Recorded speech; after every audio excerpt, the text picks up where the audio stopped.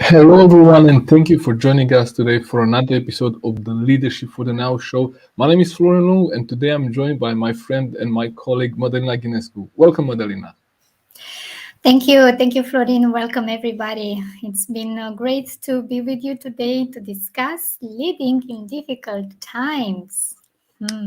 Absolutely, yeah. We're continuing the series on leading on difficult times, and also because of the situation we have here in Eastern Europe, and I think this is something that will add value to our audience. It will serve them well. So at least on next week on Monday, at least we know that we're gonna cover also this topic. So you have any questions, you just drop them in the comments, or if you want to tag us on social media, we'll be able to answer those. But Madalina, what do you see from your perspective? And you wanted to share with us, some phases that we go through, like when we are in difficult times and in times of crisis. Actually, yes, Florin. Thank you for that. I found some study from Kabler-Ross, and it's related to the curve of change Mm-hmm. in management of crisis. What I can tell you, we have actually 7 steps that anybody goes through when they are in a crisis moment. Mm-hmm. The first step would be the shocking phase. So when the action is happening, it's a shock to people, to that person. Mm-hmm. Then guess what? The second step of this would be denial. People don't realize that it's happening, and actually they try to find evidence that this is not real. What is happening is not real. Then the next phase would be frustration. After they find out that it actually happens and Mm-hmm. it's real, they feel frustrated or even angry because this is happening, and it's affecting us, it's affecting people. Oh. Then, if you give a little bit more time, the next phase would be depression. Feel the feeling that they don't have they feel that it's lacking initiative, they feel the fear actually, and also resentment in this scenario. They feel like they are useless in this context, they cannot Mm-hmm. control the situation. Then the next phase, it will be experiment, and they actually rethink and reevaluate the situation, the current situation of the conflict, of the crisis. And in this case, we are talking about the evaluation in an objective way. So it's the first steps were actually related to the emotional part, and now we get to the more rational part with Right. this experimental or experience step. The Mm-hmm. next phase would be accepting, to understand the situation and actually plan to integrate this new situation in our lives. And the final step would be actually the integration part, because of the previous one with accepting the situation. Now would be the integration part of this new status quo, and Yeah. also implementing the change and adapting to that new context. And because of the current situation in Eastern Europe with Ukraine and Russia, we all need to think about these 7 steps or these 7 phases that anybody is actually going through in this time of crisis. And based on these 7 phases, Florin, what can you tell us about leadership? How can a leader use this idea in their leading? Right. So if we just summarize them again, so it was shock, right? The first one, Yeah, right? the first one is shock. Mm-hmm. Then the next one would be wait a second, I closed it. Mm-hmm. I don't want to say it It wrong. will be It should be denial, right? denial. Yeah. The Right. Yeah. second, shock, denial, frustration, Mm-hmm. then depression, then Right. experiencing or experimentation. I Right. don't know if that's a word, but experiencing the situation and reevaluate objectively this situation. The Mm-hmm. sixth step or phase would be accepting the situation. And in this one, it's also related to planning of the integration of this new context. And Right. the last one would be integrating this new context or this new change into our lives. I will Right. put Yeah. it in the chat also just for people to have it.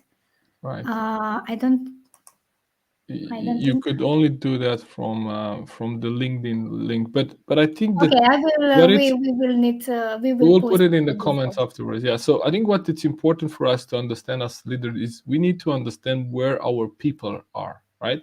So, based on this, are we at, in shock?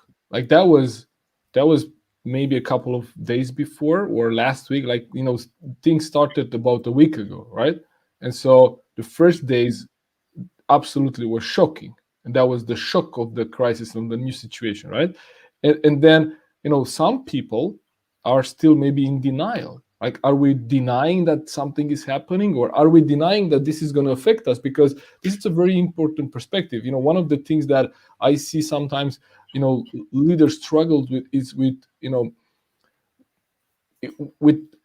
dealing with the reality of the situation. Sometimes, as leaders, we surround ourselves with people just like us. We have an inner circle of people that think like us, have the same perspective like us. And what happens is that we have blind spots. So, because we are surrounded, for example, if you in this moment you are surrounded with, positive, supporting people, you might tend to believe that there is no problem. What are they talking about? Look, here in Denmark, here in Sweden, there is no problem, right? So, Yeah, and that's dangerous from a perspective of leader, because you're responsible for your team and for your organization, right? And so, as a leader, sometimes we surround ourselves with people that support our point of view, and then we don't have a realistic view of the situation. And the other thing we do sometimes is that we use what we call to be selective hearing. Like, we only hear the things that we want to hear, and we sometimes deny yeah, some of the things that we don't want to hear, right? And maybe we are in a situation where we wish this will be over, or this has not happened. This is kind of the denial phase, right? So we're like, yeah, okay, so I exactly. hope this will be over. Right? This is the situation we also experienced with COVID, right? So when COVID started, many leaders or many people around the world wish that was over, or wish that was a bad dream or a nightmare. But that was not the situation, right? That was not the reality. So if we do any of these things, or maybe the leader is afraid of the consequences of acknowledging the situation. So I think, first of all, as a leader, we need to make sure that we first of all know where we are at. What phase am I in? I'm Mhm. still in shock, or now I kind of, I acknowledge the situation, but I'm still in kind of a denial, and that denial could be different levels. Like, it's one type of denial is saying that this is not happening, but the other type of denial is this is not going to affect me, or this is not going to affect us, right? So that's Yeah, also true, true. a type of denial, right? I'm not denying Yeah, that there is a problem, but I'm saying that this is probably not going to affect us. This is not going to create challenges for us or problems for us, and that's dangerous again, right? So I think that's the first thing I see leaders should be doing, just assessing where they are at, and then looking at where is my team, where are my people. and I think also the people from our team would be in different phases depending on their perspectives or their beliefs. So you, as a leader, you might be in denial, but some of your people are already in shock. It's that they're still in shock, or maybe they're frustrated. Oh, we need to do something. Why don't we do anything? Yeah, Why don't you do anything? The leader, you, the leader. absolutely. Um, yeah, we also in this kind of in the frustration phase, people are looking for other the guilty people. Who is responsible for this? Why did you do it like that? And yes, you got a very good point there, because denial, it doesn't mean only to deny the reality, but also saying that this is not going to affect us, or this is not affecting us. And we need to think now in any other situation. If we are thinking of the global politics, I know that in the past, in our recent past, there were other conflicts around the world, like military conflicts, and we didn't let's say, care about that. We carry on with our lives, but that doesn't mean it didn't happen in that part of the world. Yeah, But now, if we turn a little bit to the company or to the business world, think about, or maybe you as a leader, think about one of the other companies that are in competition with you. If there is a big conflict in that competition company, what would you think about that? Do you think, oh yeah, it won't affect me or my team or my business or my company? It's on them. It's there. It's not next to me. It's not in my company, in my team. And that's another form of denial, because at some point, maybe if you just think about that, and this I can turn to the step of accepting, where you actually understand the situation.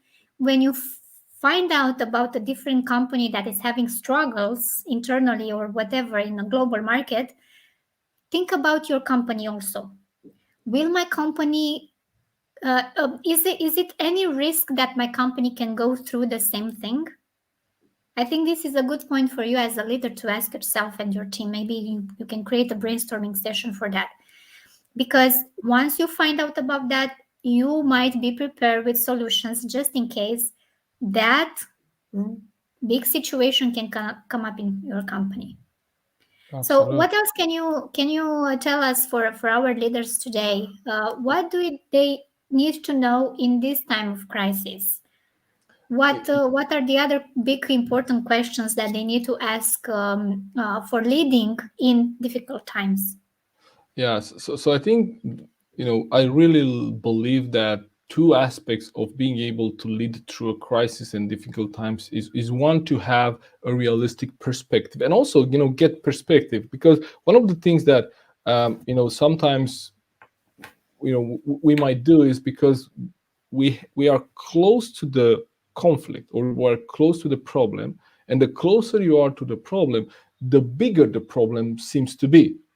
And so, for someone that it's a leader in Yes. today's world, Yeah. if they look at the situation, and even for us as individual, I mean, if we think about the situation that people now need to shelter in metro and in subway, stops, and they cannot live their lives, and maybe they don't have heat and electricity. I mean, we are fortunate, right? So if no Yeah, we are one lucky. close to Yeah. us or on our team, it's suffering right now, if they're all well and healthy, we're fortunate. So this also gives us perspective. And what happens is that when we have a small picture thinking, it's about us. How can I secure my job? How can I secure myself? How can I secure, it's me. But when we think about a bigger picture, we're able to put other people first and say, hey, we might take a risk as a company right now, but it's not as bad as those people there, right? It's not as bad as that. And this is, it allows us to kind of, put things in perspective, right? We might feel this is really bad for us as an organization, but we're not exactly in the middle of the conflict, and we're not exactly there. Exactly. So other Yeah, yeah. people are suffering much more than we do, and it allows us to then have an optimistic view on the situation and say, hey, um, what we have found is that in every situation, people tend to take kind of three positions. So one could be the historian, and the historian says, oh well, they talk about how the situation was before, like, before this happened, this is what. And then, while that it's good, we learn from history, it's still in the past. Now we cannot do anything about the past, right? Yeah. So we need to focus at least on the present and the future. And then you have the report that kind of talks about the facts as they are, like they're just reporting on things. This is what happens now, this is what the situation is right now. And that's also something that, you know 10 minutes later, that's in the past as well. So as a leader, we Yeah. really need to focus on the future and see the situation how this could be. And that's the, we shared this in the last episode, that one of the things that leaders need to be to do today and to be for their teams is to be a source of hope.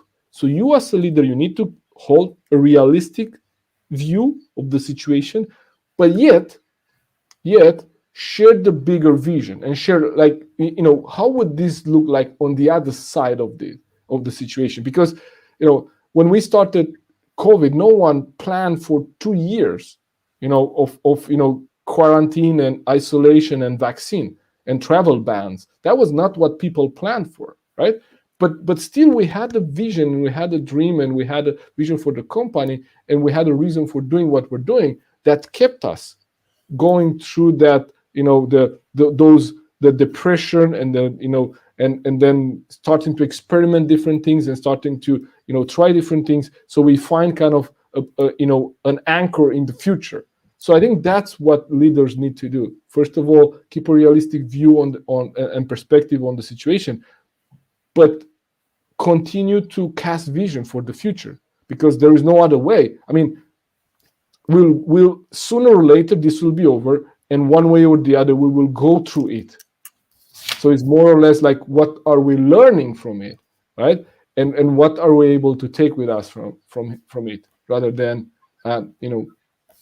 this is the end of the world or our business. I have something to add to what you said. You said that the reporter should say, or should talk about the facts as they are, the reality Mhm. as it is. But we need to be careful that in the time of fear, with denial, with shock, many people let's say, exaggerate the facts. They put a lot of emotion for that, and I think we are all aware that the media is actually putting not the real facts, but it's actually adding the emotional factor to the equation. So that means that they can at least alterate the reality. So we need to pay very, very careful attention to this kind of source. Where do we get actually the source of the real reality, if I can say that, the actual reality, how it is. And you also said about the crisis, the times of course of COVID. We are still going through it, but also we need to think about something else in the personal development or personal growth philosophy. We have one saying that is quoting. When you have a struggle, when you are in a difficult time, when some situation happens to you from outside, like this current conflict in East Europe, you need to think of the benefits of that situation. It's actually very difficult once you are in the situation, because you cannot think clearly. We are at the beginning of the phases, yeah, the first phases from this curve of changing, but we cannot actually stop and think of the benefits of it. And I think for the leader in this situation, it's just my opinion. I think the leader should also consider it one time to reflect on this and try to find out what is the benefit for me, for the team, for the company, for the whole world because of this event. Yeah. So we had COVID, yes, in 2020. I can definitely tell one big benefit for the whole world: remote working. Yeah. Before that, not everybody could work from home, and because of this big crisis all around the world, people had to change their businesses to be able to deliver services, products, to get to everybody in a virtual way. So I think that it's a good benefit for everybody. But if we think True. a little bit, because the current conflict is right next to our border in Romania. I'm now Yeah. in Romania, so it's right at the border with Ukraine. Um, I really need to think about that, and we need to think about that. What can be a benefit of this conflict? I don't want Yeah. to get into politics. I don't want to give uh, my opinion on that, but we need to think how this might affect us and what can we gain as a benefit from this whole context. yeah, that's I a think it's that's a a really, good question to think about. Yeah. absolutely, it's a great question to reflect on and think about. And actually, this is one of the challenges, because when we are in the middle of the action, right, we're not Yeah. able to think, clearly. And as you say, when crisis hit, or difficult times are ahead of us, what happens is like, um, we really need to be very selective with the information that we're putting in, like, because Yeah. so many times we want to be informed, And at moments like this, there's a challenge that if we are too informed, like if we just check the news and check the media channels every hour, every half an hour, what happens is that we focus on the wrong things, because as you said, there are some things that we can change and there are things that we cannot change. So one of the healthy perspectives that leaders have to have also with their teams and their companies is like, first of all, before even going to ask ourselves what what is the benefit or what is good in the situation. And at this time it's probably difficult for us to say what is good. uh, it's probably revealing some of the things that we didn't know. And we're kind of facing some changes, like you mentioned, with remote work. This was something that employees were asking for long, and companies were keep denying and pushing that it's not possible, it's not going to work, we don't know what you're going to do from home, we cannot control what you're doing. But then they were forced to do it, and they've done it, right? So we know that one of these situations is definitely accelerates change and transformation that we knew we needed before. So that's Yeah, definitely something that we're going to find that is probably going to help us make some changes. For example, renewable energy. We all know that's the future, but we still are depending on other sources. So as you say, we don't want to go in that direction of politics and stuff like that. But what we want to do as leaders, we need to make sure that we are able to define for our teams what can we change and what is out of our control. Because what happens now in the world, in Eastern Europe, it's out of our control for most of us. I mean, most of us and most of the people watching this, they cannot directly control this. What they can do is they can control their attitude and their reaction to what happens, right? So COVID happened to us. We didn't choose. We didn't have a voice in that. They didn't ask, okay, guys, do you want to be home for 2 years and isolate and not be able to travel? No, not at all. yeah, So then we didn't have the choice. We were kind of thrown in the situation, and then we had to kind of learn to swim. And now what yeah, we look at this situation is, okay, this is happening. For many of us is beyond what we can do. We can definitely do things for our team. We can help people there, but in the bigger scheme of things, we cannot change this. We cannot end it ourselves. So then what we can do is, okay, we can acknowledge this is happening, what it's in my control. So what it's in my control is, what do I do right now? How do I speak with my team? How do I support my team? Where do I focus my energy? Is it me helping my business and my team to keep going and succeed? Is this going to contribute to the whole kind of result? Absolutely. Because if we all stop and wait to see what happens, it's like, who's going to work, who's going to produce? We need to keep yeah. the energy and the momentum going. And so as a leader, it's really important for us to say, okay, some things we can change, so let's focus on the things that we can change, and do not really worry about changing the things that are outside of our control.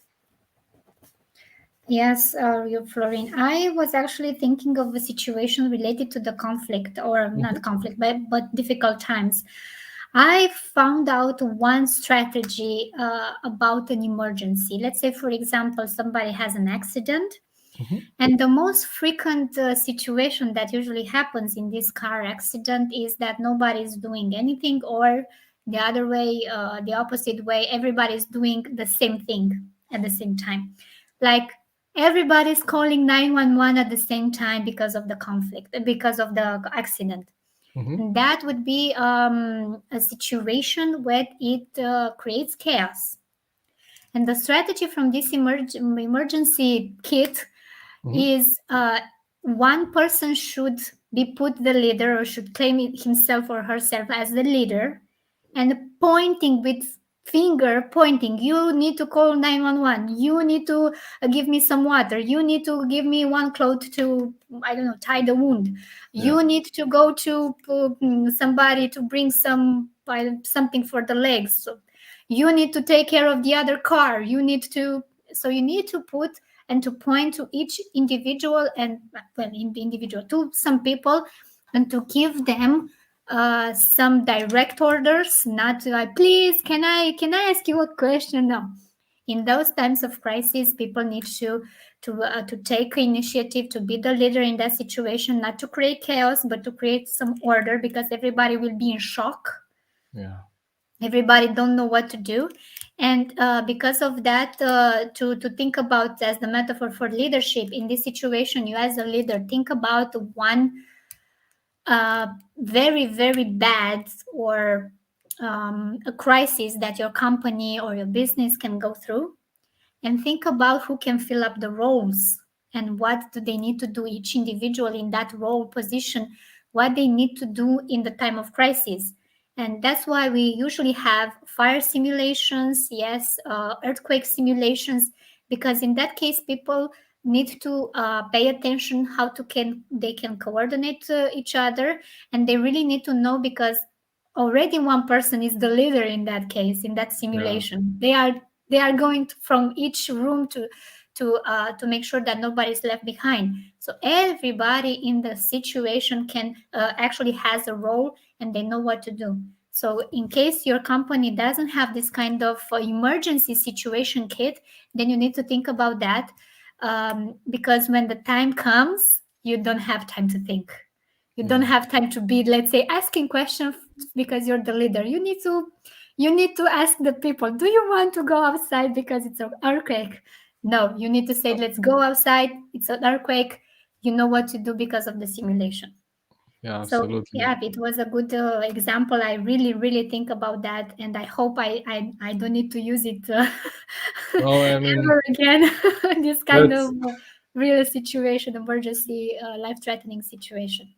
yeah, that's what I saw on many posts actually on LinkedIn, early, when this whole thing started was like, we had you know, a war kit, or we had a war procedure, but we never thought that we need to use it. So that was what people said, like they had something in place, but they never thought that they need to use it because they never thought that that situation would ever come. So I think, again, like that's where leaders can have a healthy perspective on things. Like, okay, we know that this is very unlikely to happen, but when it happens, we really need to have a strategy in place. And so I think the because we're almost at the top of the 30 minutes that we usually plan, we're going to continue this conversation on our show on Monday at noon, and also next week as well on Wednesday at 5 p.m. And for those of you who need to discuss some things that are sensitive, and you have maybe challenges with this situation, we open up my calendar and we offer support one-on-one for you as a leader. If you need to have a coaching call with me, I'm opening my calendar, and there will be a link my team will share in the comments. But before we kind of close, I wanted to share one more thing that I think sometimes, as leaders, when it comes to situations like this and difficult times and crisis, sometimes, we're like, if you are like me, I'm overly optimistic. So I think things will get better soon, and I will get fast. We will go through this very fast. We'll put it behind, and we'll just move on with our lives. And this is a challenge, because usually what happens is that as a leader, we really need to think and have a realistic view on three things. So number one is the situation, because the situation usually it's more difficult, and it's harder, and it's you know uh, it's yeah, it's harder than we believe. Sometimes we don't even know the implications of all the things that we're seeing right now in the media. This is not something that will go away in a couple of weeks. Like COVID, we didn't plan for 2 years. So if we'd have asked leaders, they would have said, well, 3 months, 6 months, this is going to be over. But it took us 2 years, right? So usually the situation is worse than we think. The process to get out of the situation and kind of create the new balance and find the new, if you like, anchor in the future, that also takes longer. So it's not going to be 2 weeks. It's not going to be 2 months. It's probably going to be even longer.